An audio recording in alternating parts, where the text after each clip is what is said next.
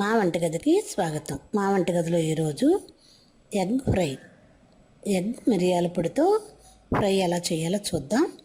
అలాగే ఇదే ఫ్రై చేసిన ఎగ్స్ని మసాలా కర్రీ ఎలా తయారు చేయాలో చూద్దాం.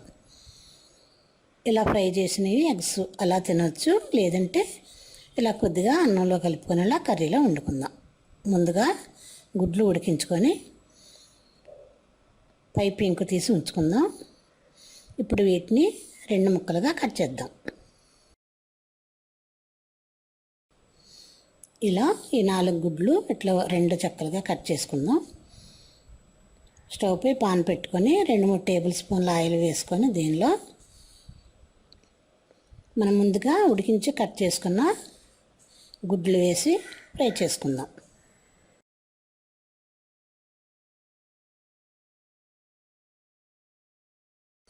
దీనిలో చిటికెడు పసుపు కూడా వేసి బాగా కలుపుకుందాం. ఇవి 2 వైపులా చక్కగా దోరగా వేగాలి. ఈలోపు మనం చిన్న కుంది తీసుకొని 1 టీ స్పూన్ మిరియాలు, కొద్దిగా ఉప్పు కూడా వేసి కచ్చాపచ్చాగా నూరుకుందాం.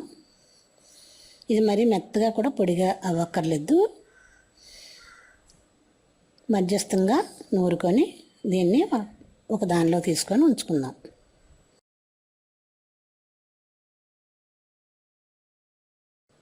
ఇది అలా నూరిన మిరియాల పొడి. ఇప్పుడు గుడ్లు ఎంతవరకు ఉడికాయో చూద్దాం.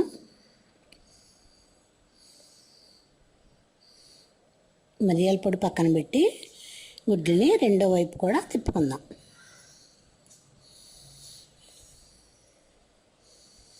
ఇలా ఒకవైపు వేగిన తర్వాత రెండో వైపు తిప్పి మనం ముందుగా నూరుకున్న మిరియాల పౌడర్ని ఈ ఎగ్స్ మీద చల్లుదాం.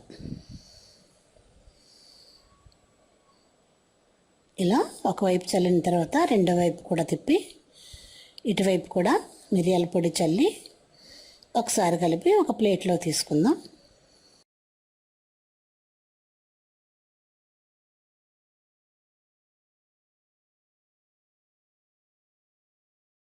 మీరు కారం ఎక్కువ తినేవాళ్ళు అయితే దీనిలో కొద్దిగా కారం కూడా చల్లుకొని ఒకసారి కలిపి ప్లేట్లోకి తీసుకుందాం.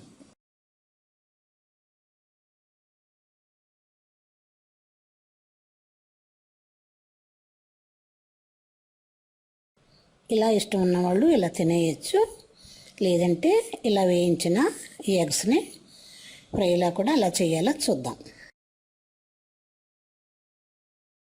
ఇవి అలా వేయించిన ఎగ్స్.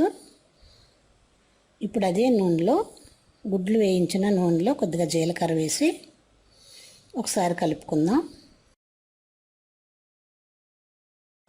దీనిలోనే కట్ చేసిన ఉల్లి పచ్చిమిర్చి కూడా వేసి ఒకసారి వేయించుకుందాం. ఎగ్స్ వేపిన ఆయిల్ కాబట్టి ఇట్లా పైకి నురుగులా వస్తుంది, ఏం పర్వాలేదు.